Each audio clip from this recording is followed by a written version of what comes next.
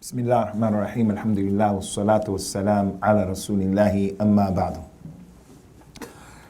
This lecture is dealing with the character of the Nabi sallallahu alayhi wa ala alihi wa sallam, the high and lofty character that he was upon, but it's dealing specifically with an aspect of his character dealing with two categories of people. The first one is how he dealt with those people who were considered to be his enemies, and also the people who were ignorant, the Muslims who were ignorant, like the Bedouins, people who made mistakes, and due to lack of knowledge, they fell into those things that were in conflict and contradiction to the deen.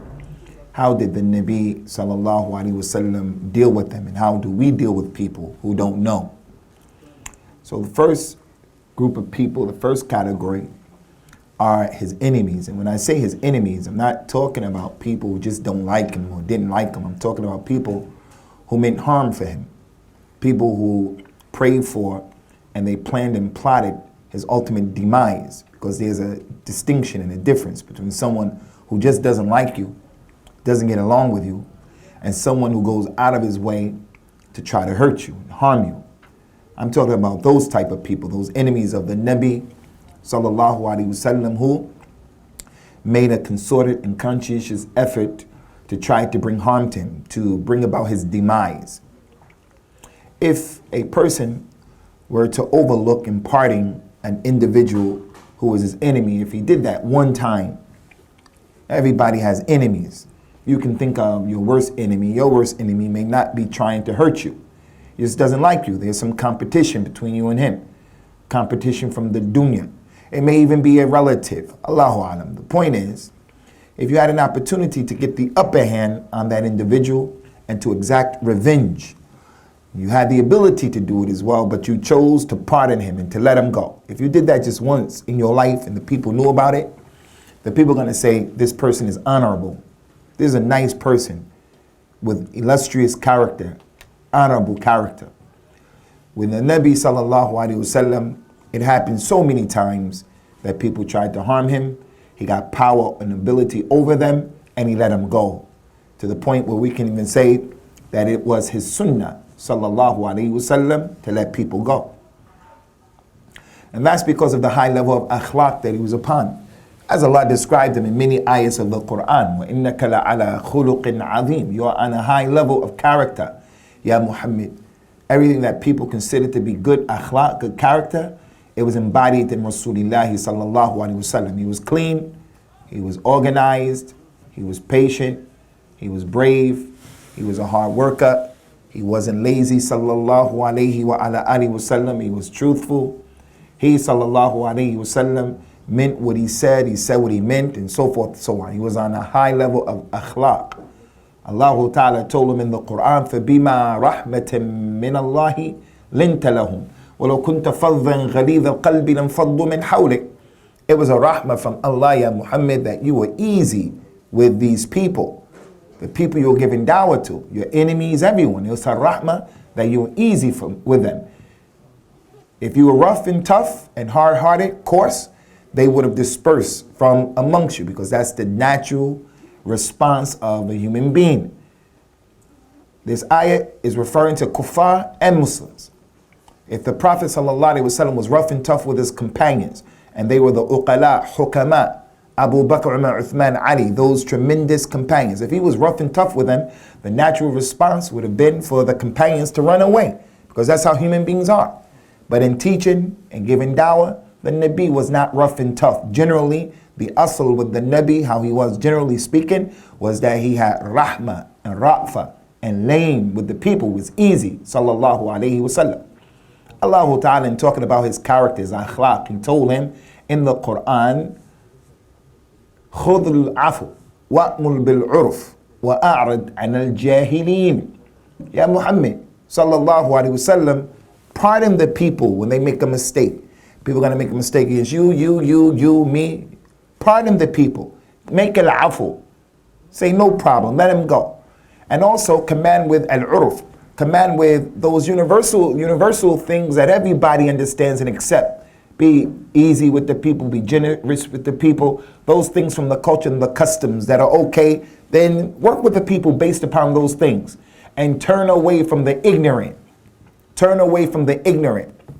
Allah described his servants, the Ibadur Rahman. He said about them, Tabarak wa Ta'ala, وَإِذَا خَاطَبَهُمُ الْجَاهِلُونَ قَالُوا سَلَامًا. If the ignorant people were to address the servants of Ar-Rahman, the Muslims, then the Muslims, they say salam. They don't repay ignorance with ignorance. That wasn't the sunnah of the Nabi sallallahu alaihi wasallam. Someone hit him, he's going to hit him back. Someone swore at him, he's going to swear back at him. He was a person who was hakim, he had hikmah. He would put the things in the proper place. Allah Ta'ala mentioned ayat upon ayat in the Quran. He said, وَلَا تَسْتَوِي الْحَسَنَةُ وَلَا السَّيِّئَةُ اِدْفَعْ بِالَّتِي هِيَ أَحْسَنُ. The good thing, the hasana, is not equal to the bad thing. He said, push back with that which is best. Someone is bringing drama to the table. Someone is bringing violence to the table. Someone is bringing a behavior that is not accepted to the table. Don't push back with that same ignorance. That wasn't the way the Nabi was, sallallahu alaihi wasallam. Allah said, push back with what is best. And sometimes he used to be strong and rough, and he will use violence. But that wasn't the usual general case. Usually, he killed the people, sallallahu alaihi wasallam, with kindness. He killed the people with his generosity. He killed the people and he won the people over, sallallahu alaihi wa ala alihi wasallam, with his high level of akhlaq. So how was the Nabi with those people who were his enemies? And again, make the distinction between the person who didn't like you, who doesn't like you, and the person who wants your ultimate demise. That's what we're talking about. People wanted to kill him. They wanted to drop boulders on his head. Sallallahu alaihi wasallam. If given the opportunity, they would have killed him and his family. Evil, mean people. How was he with them? There are many, many things that we could say about this issue to give a clear indication. And one of the reasons and one of the lessons we want to take away from this is right here in this masjid in Cheetham Hill, and wherever you come from, wherever you live, in the greater community, there are non-Muslims all around us. A lot of these non-Muslims who are enemies to Muslims. You know, some of these people believe that the British Empire is the empire that the sun never set. Some of them still think like that. Many of these people are victims of their own ignorance. They don't know the reality of Islam. They just go based upon what they've read in terms of the false propaganda about the Nabi. He's a warmonger, sallallahu alaihi wasallam. He was a blood shedder. He, sallallahu alaihi wasallam, he liked young girls. These people don't read. They're ignorant. Muslims have a religious responsibility to take the clear message of the akhlaq of the Nabi and the dawah of the Nabi sallallahu alaihi wasallam to these people, to get rid of those misconceptions that they have. But we have to first come to know how he was with them. Some of these political groups, especially that are plaguing the universities in this country, the political groups like Hizb ut-Tahrir, these types of groups, the Ghuraba, these types of individuals who, when they march, and they are showing the behavior of the rebel-rousing Shabab al-Islam. When the people look at that, them throwing eggs and hitting that lady, Baroness Warsi, in the head with an egg, and she's a Muslim. They hit that lady in the head with the egg on national TV. The people are going to say, look, those Muslims are crazy. If their religion was true, and if Muhammad was really a messenger, why do the people who follow him act like that? Why is it that their countries are the most unstable, where you can lose your life, a limb, due to a bomb? Iraq, Afghanistan, Pakistan, Kashmir. Why is it like that? So one of the lessons that we hope that we can take away from this dars is, those of us who are reverts, you have to take it easy with those people who are non-Muslims, who are around you. You became a Muslim? That's nice. But you can't just act any way with your people. Your parents have a dog that has been in that house for as long as you've been there. Half of your life, that dog has been there. And it's haram to have a dog in the house. And the malaika don't come into the house where there's a dog. But you can't take that dog to the park and let that dog go free. And then expect your mother or your father or your relatives not to be upset after you let go one of the members of the family. You can't behave like that. You have to have some hikmah. You have to have some knowledge about how the Nabi sallallahu alaihi wasallam dealt with these issues when there were idols in the Kaaba, when Quraysh drew pictures of Ibrahim doing divination in the Kaaba. And the Nabi used to pray in Mecca and those things were there. He didn't do anything about that at that particular time. How was the Nabi with his enemies? First thing we want to show, the many ayat of the Quran that show that the Nabi sallallahu alaihi wasallam used to be affected physically and mentally by the condition of his people being non-Muslims. He wasn't an individual who felt Islam was exclusively for him and his companions. Islam is for everybody. A Salafiyya is for everybody. A disturbing trend that we have to eradicate is this thing where everybody who's Salafi will give dawah to them and we're okay with them. People who are not Salafi, they're the enemies. They're the people of innovation. They're this, they're that. Hey, what are you talking about? Even people who are on innovation don't necessarily get the ruling of being innovators. And even though those people, some are innovators, still every innovator is not equal. These people were kuffar, and the Nabi sallallahu alaihi wasallam used to be mentally disturbed at their condition. So the Muslim is not the individual who says, to hell with all of the people. You don't want to take the truth? I know you're thirsty. Here's the knowledge right here. I know you're thirsty. And you take the water and just throw it in the person's face. And it goes all in his face and you say, you weren't thirsty. You didn't want the dawah. You didn't want the haqq. No, I didn't want the haqq the way you're giving it, the way you're behaving. You have to give the people the water. He's thirsty. He needs the water. He's ignorant, jahil. You have to give him the water in a nice way. Bring it in a nice cup, nice tray. Give it to him in a nice way. Not throw it in his face. So the Nabi sallallahu alaihi wasallam was described by Allah Ta'ala in many ayat of the Quran. Allah said about the Nabi sallallahu alaihi wasallam, فَلَا تَذْهَبْ نَفْسُكَ عَلَيْهِمْ حَسَرَاتٍ إِنَّ اللَّهَ عَلِيمٌ بِمَا يَصْنَعُونَ. Don't allow yourself, your soul, your nafs, don't allow yourself, ya Muhammad, to have this sorrow for them because of what they're doing. Allah knows what they're doing. So that goes to show that the Nabi was affected by their condition. He wasn't happy that they were kuffar. Ultimately, they're going to be in the hellfire if they died on other than al-Islam, and he rejoiced in that? La. Those were his people. Allah Ta'ala mentioned in the Quran, فَلَعَلَّكَ بَاخِئُ نَفْسَكَ عَلَىٰ آثَارِهِمْ إِن لَمْ يُؤْمِنُوا بِهَذَا الْحَدِيثِ أَسَفًا. It may be, Ya Muhammad, that you will fret. You will worry yourself until you die. You will worry yourself until you die that they don't believe in this hadith, the Quran, al-Islam. So it describes the condition of the Nabi.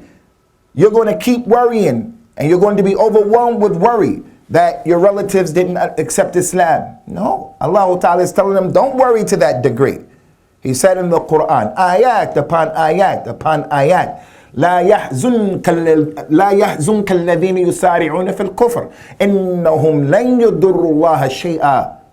Don't become overwhelmed with sadness at those people who are racing in kufr. They can't hurt, they can't harm Allah.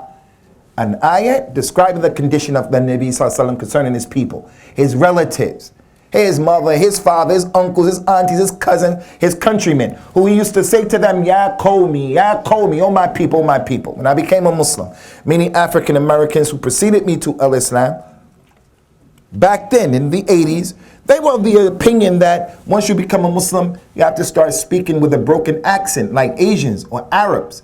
That I have to give up my culture, who I am, where I come from.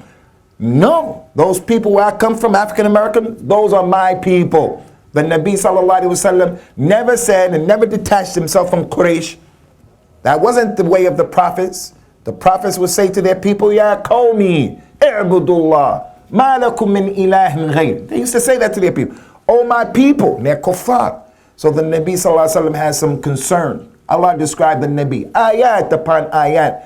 What was his condition? لَقَدْ جَاءَكُمْ رَسُولٌ مِّنْ أَنفُسِكُمْ عَزِيزٌ عَلَيْهِ مَا عَنِتُّمْ حَرِيصٌ عَلَيْكُمْ بِالْمُؤْمِنِينَ رَؤُوفٌ رَحِيمٌ. There has come to you people, Muslims and non-Muslims alike, there has come to you people, a Rasul from your own selves. He's a human being, a human being. قُلْ إِنَّمَا أَنَا بَشَرٌ مِثْلُكُمْ. A human being. He's not created from the nur of Allah. He's not hazir, nazir. He doesn't know the ilm al-ghayb. And he dies, sallallahu alayhi wasallam. Now he has some special characteristics because he's a Nabi and he's the Khatam of the Anbiya and he is the Sayyid of Bani Adam, salawatullahi wassalamu alayhi. But in terms of someone who deserves to be worshipped, kalla, wallahi, he's not that. He's a complete human being. As far as human beings are concerned, he's a complete human being. But the only one who is perfect and complete in totality is Allah. Absolute completeness, a kamal is to Allah. So those ayats, they go to show how the Nabi sallallahu alaihi wasallam used to look at his people. He cared about their condition. And that's from his sunnah.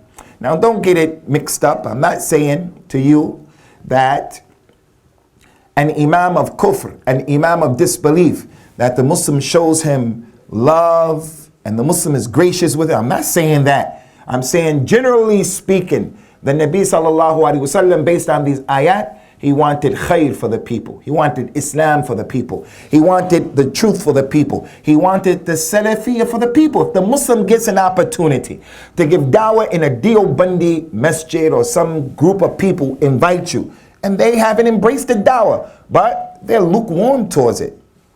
They want to hear it. They give you an opportunity. They give you the microphone to give the khutbah. That means 30 minutes, everybody has to be quiet. And you have that microphone, you have to take advantage of the opportunity, as long as they don't make conditions on you, as long as you don't water down the truth. And when you take that opportunity, don't get up there and talk about al-jarh wa ta'deel. Don't get up there and talk about what's over the heads of the people. Get up there and talk to the people about what's going to benefit the people. You go to the University of S.A.W. Who's going to come to the program in February about love, about Cupid and Valentine's Day?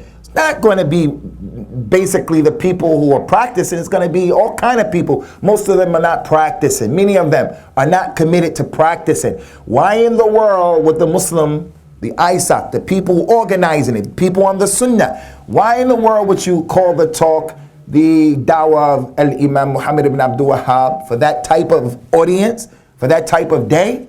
No, we have to have some level of Dawah. That does not mean that we have to dumb down the dawah and water down the dawah to the degree where we see like on Islam channel. Now it's tough running an Islamic channel. It's not easy. I'm not one of those people, backseat driver, and I'm just telling the driver, do this, do that, and I'm not doing anything. It's tough. They have a formidable job. But you can't present a product that you're trying to please everyone in the community. You can't please everybody. Pleasing everyone is aziz. It's impossible. So you want to please the young hip-hoppers. So we bring Islamic hip-hop. No, I'm not saying that. Use hikmah means to dress down the reality of the haqq. I'm not saying that. I'm saying al-hikmah, putting things in the proper place. So we have this condition of the Nabi sallallahu alaihi wasallam feeling for his community. That's how he dealt with them. Another thing that we should look at, it jumps out at us from the page. The Nabi used to sallallahu alaihi wasallam make dua for those people. And his dua is mustajab. And he used to consistently give them dawah in Allah, and he used to make dua for them. Dua for them. Abu Hurairah radiallahu anhu, what was collected by Imam Al-Bukhari and Muslim. He said that some non-Muslims, they harmed some Muslims, and those Muslims told the Nabi sallallahu alaihi wasallam, they requested that the Nabi make dua and ask Allah to curse them. The Prophet sallallahu alaihi wasallam told those people, describe him himself, Lestu la'anin wa innama bu'ithtu rahmatan. I'm not a person who curses. I'm always cursing people. La'natullah on you, la'natullah. May Allah curse you. May Allah break your back. May Allah do it.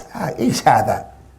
He disagrees with you. You disagree with him. He's not even a kafir. He doesn't see your point of view in that mas'ala. Why would you make dua that Allah breaks his back?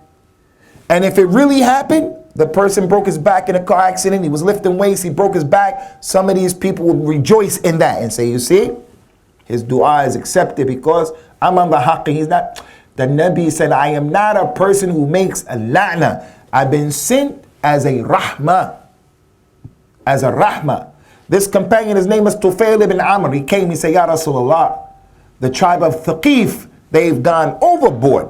They're burning the people, cutting the people into shreds. If you became a Muslim at that time with this tribe of Thaqif, they caught you, they found out about it, they would mess you up. This companion came, Ya Rasulullah, make dua against Thaqif. The companions, they sat up, ready to say Ameen in preparation for the dua of the Nabi. The Prophet sallallahu alaihi wasallam, he made a dua for the people. Allahumma ihdi Thaqifan wa'ti bihim. Oh Allah, have mercy upon Thaqif and bring them to me as Muslims. Allah accepted his dua. Allah accepted his dua. They brought him.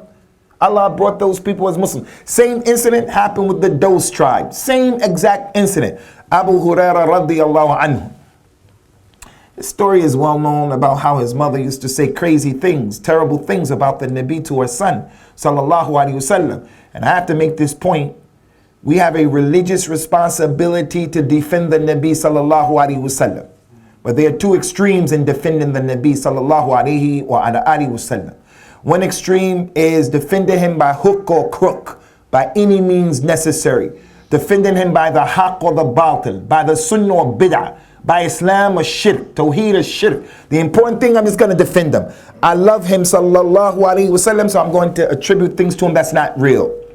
Someone disrespected him, so I'm going to kill them. So I'm going to threaten them with violence. La, that's an extreme. The other extreme is the person who says, it's not my problem.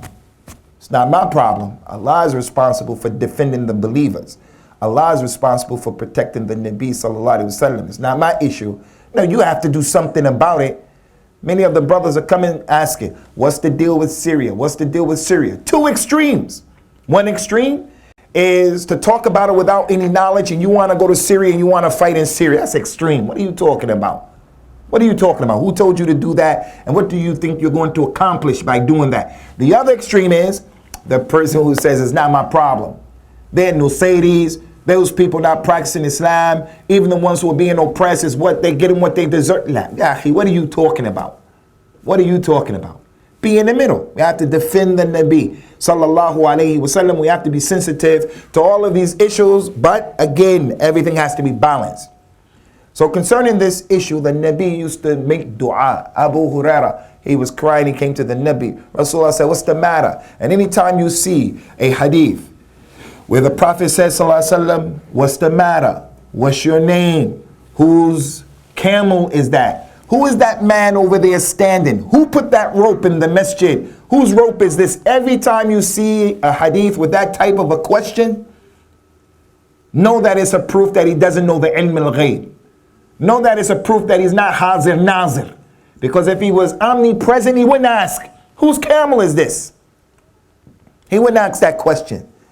Who are you? You people came. Men of the qawm, who are you? If he was everywhere and he knew everything, he wouldn't ask those questions. But the way we are, by hook or crook, we're going to show we love him. So the people say, nah, he's really hazir nazir, and he's really knowing the ilm al-ghayb. He just asked those questions to show his humility. No, he asked those questions because he didn't know and he wasn't there, and he's not Allah, and he doesn't compete with Allah in Allah's ability to see and hear and his knowledge and so forth and so on. He said, Ya Rasulullah, my mother is saying really nasty things about you and I can't handle it anymore. And he was crying. The effect that someone abusing the Nabi had on Abu Hurairah, the man who was an exemplary example of someone who's from the Ansar of the Sunnah. He narrated all of those hadith. He spent all of that time with the Nabi. He, radiyallahu anhu, made all of those sacrifices in trying to stick with the Nabi. Is only natural if someone said something to the Prophet. It was just kalam. It was just kalam. No one hit him. It was his mother. It was just kalam. It still affected Abu Hurairah because he wasn't indifferent, nor did he go to the extreme and punch his mother in the face. He didn't stick his fingers in his mother's eyes and blinded his mother and said, you know, I'm defending Islam and the Sunnah. The Nabi said, go back to your mother, Abu Hurairah. When he went back to his mother was taking a ghusl and she accepted Islam because the Nabi sallallahu alaihi wasallam made dua for the enemy, for that lady who, again, She was a victim of her own ignorance. Radiyallahu anha. At that point in time, she was a victim of her ignorance. So the Nabi sallallahu alaihi wasallam, he used to make dua consistently. It was a sunnah. Again, we have to be balanced. He used to make dua against people as well. He used to make dua in ruku' against people. He would make dua outside of salah against people. But that wasn't the norm. The people who he made dua against, they exceeded the boundaries and the limits, and they closed the door on themselves. They had no more opportunity afforded to them because of their extremism and their enmity against Islam or the Nabi or the truth or the believers. So many ayat show how the Nabi cared about these people, his people. He consistently made dua for those people while giving them dawah. Number 3, there are a number of cases where the Nabi sallallahu alaihi wasallam got a hold of people who were against him and he let them go. And as I told you, if it happened only one time, only once, the people will say he's a noble person. He's a noble person. In Birmingham, on the bus, the public transportation, the buses, the double-decker buses, if you are tried to have to ride those buses, you'll be appalled and amazed at the behavior of the Muslims. But we also have to contend with the behavior of the non-Muslims as well. Smoking weed, loud music, anti-sociable behavior.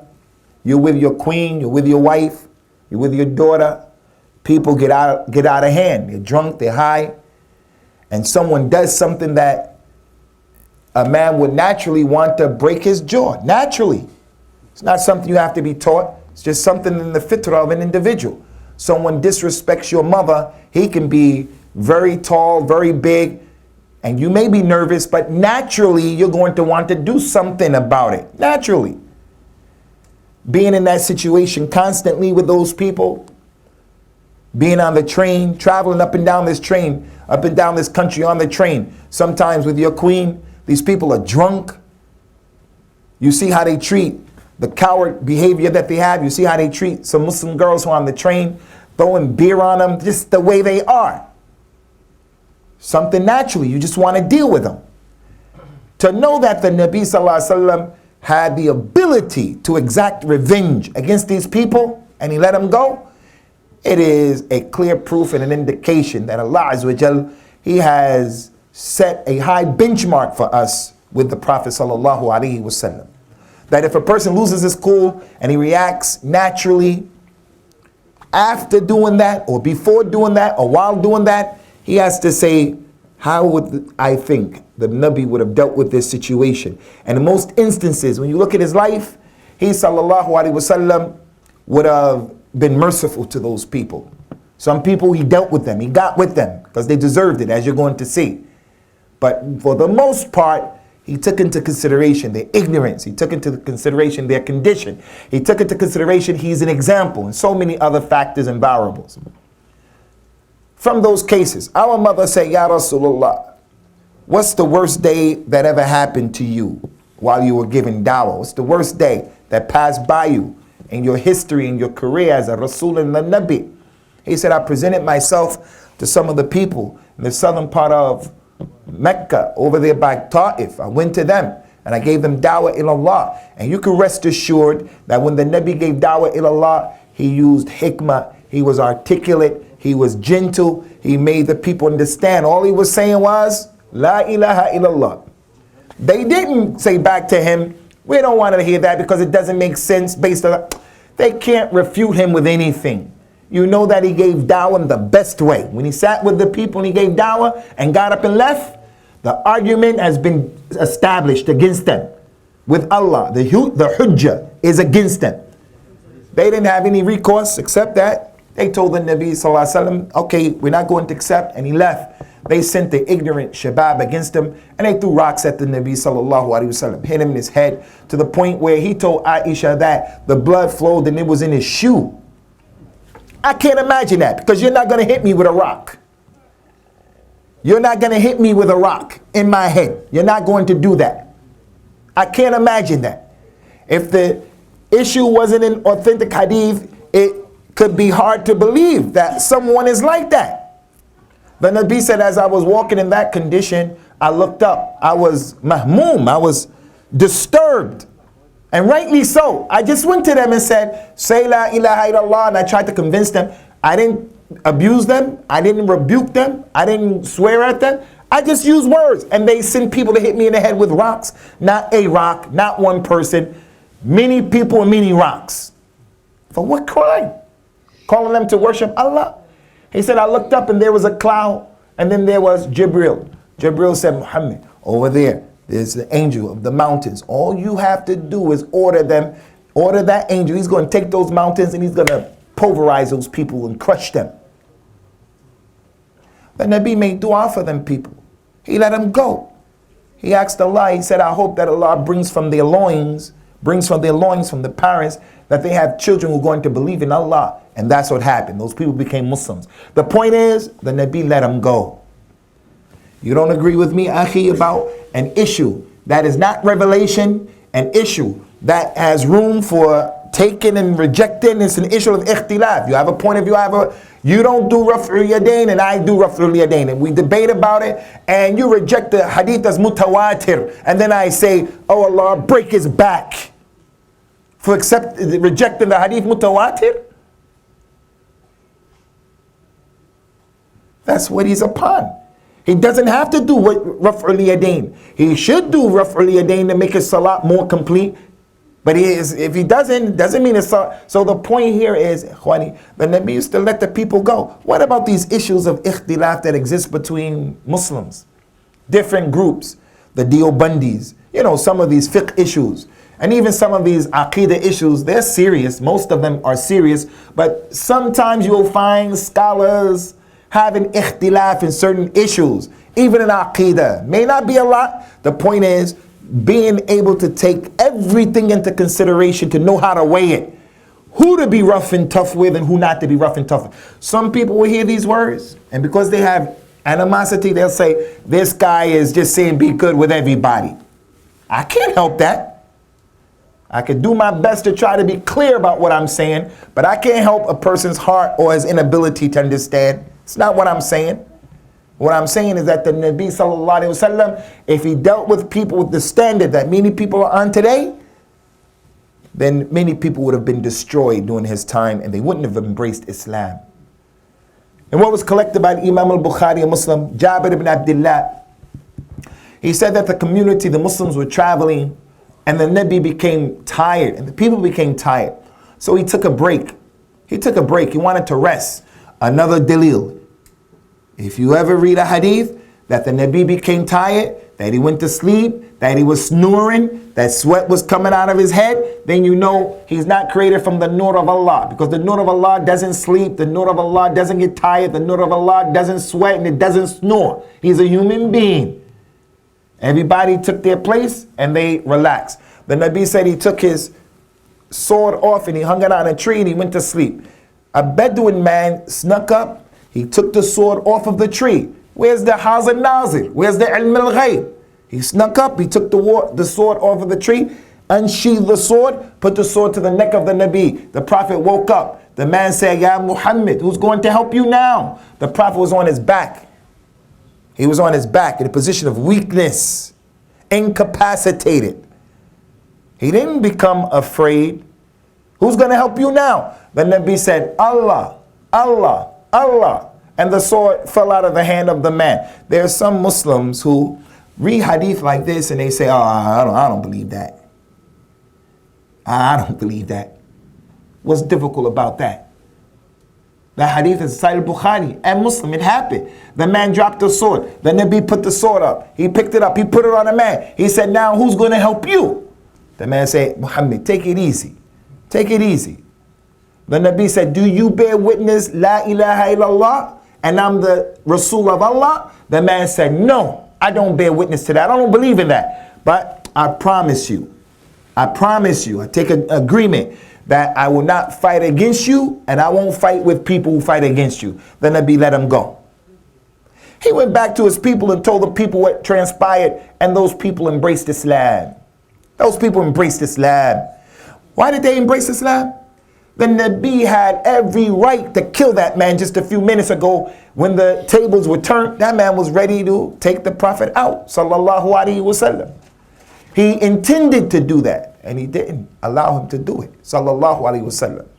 As we were mentioning, Ikhwani, the Prophet sallallahu alaihi wasallam allowed the man to escape because there was a bigger picture, and that bigger picture was behind that man or a group of people who, if they heard the indirect dawah of the Nabi through that man, their own countrymen, was going to impact upon them. Behavior that he told them about from what he experienced with the Nabi sallallahu alaihi wasallam. And the examples are too many. But I just end with the last one.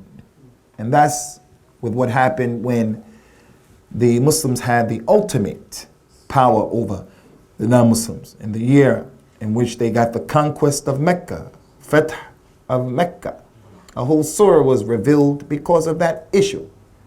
It was the ultimate turning of the tables. All of those years they were in Mecca and Medina. In Mecca, they were weak, they were oppressed in a hostile environment, and they went to Medina and spent 13 or 10 years in Medina to come back at the end of the life of the Prophet ﷺ, and they were victorious and given power over those non-Muslims.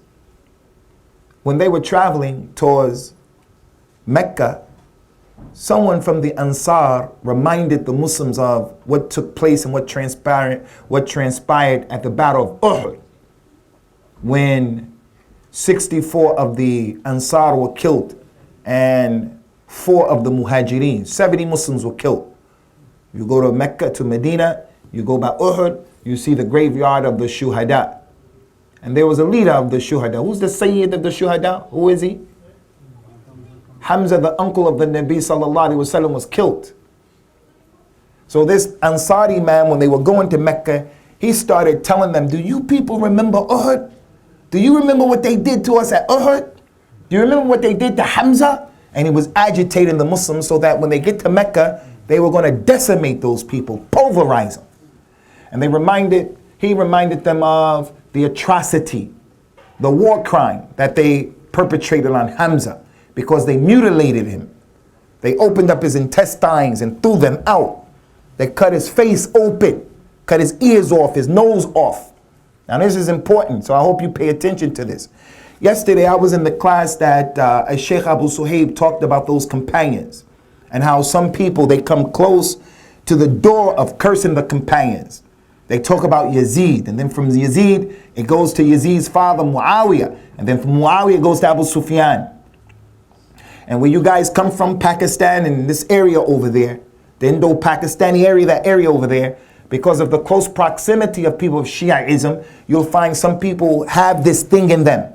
Zakir Naik, when he spoke about Yazid and he mentioned something positive, he became the enemy of a lot of these people. Before that, everybody liked the guy. But as soon as he said something good about Yazid, and he had a point of view, the people became upset from that part of the world. Some of us, we're not Shiite, but you may call your son Ghulam Hussein. That's a Shiite name.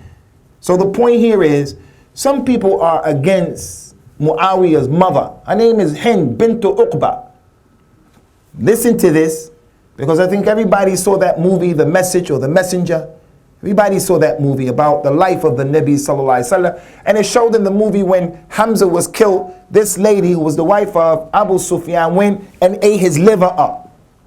There are some hadith that mention that. All of them are weak. All of them are weak. I don't think anybody here who has some sense. My wife, I got enemies. I have enemies. If my wife had an opportunity to see my enemy dead, my wife is not going to pick up his liver and start eating it, because she's not that crazy. Do you think the wife of Abu Sufyan would be like that? Abu Sufyan had his wife on lockdown. Abu Sufyan was a man. I don't know personalities today. Personality, presidents of countries. They're not like Abu Sufyan in his personality. That's not bigging up the kufr of Abu Sufyan. I'm talking about as a personality.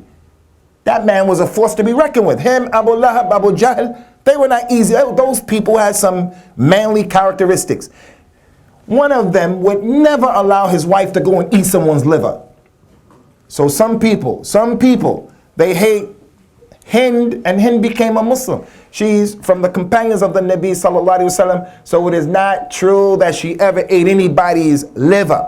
So that man from the Ansar, he told the people, you remember what happened to Hamza? You remember what happened? It was so bad that when the Nabi saw Hamza, he told his companions, don't let his sister Safiya, my auntie, don't let Safiya see this. Because if she saw her brother, and the Arabs back then, they had love for the brother, the lady, the sister. She had love and respect for the brother, especially if he was older. Don't let him see this. When the Muslims heard that, going to Mecca, they became agitated. They became upset. They said, we're going to get them back. We're going to get them back for what they did on that day of Uhud and what they did to Hamza. One of them said, La Quraysh ba'da yawm. Quraysh will not exist after today. We're going to take care of them after today. Allah revealed an ayat of the Quran, وَإِنْ عَاقَبْتُمْ فَآقِبُوا بِمِثْلِ مَا أُوقِبْتُمْ بِهِ. If people harm you, if someone harms you, harm them back with what they harmed you with. So the Quraysh, the Muslims were saying, we're going to get them, we're going to mutilate them, and we're going to do the same thing. But Nabi told them, no, don't do that. When he arrived in Mecca, he said, no, kufu anil qawm illa arba. Leave all of these people alone except 4 people. Just 4 people. He didn't allow 4 people to escape. He said, if you see these 4 people hanging on to the curtain of the Kaaba, seeking protection, you should still kill them. And we're going to stop now because I think we better start this salat right now.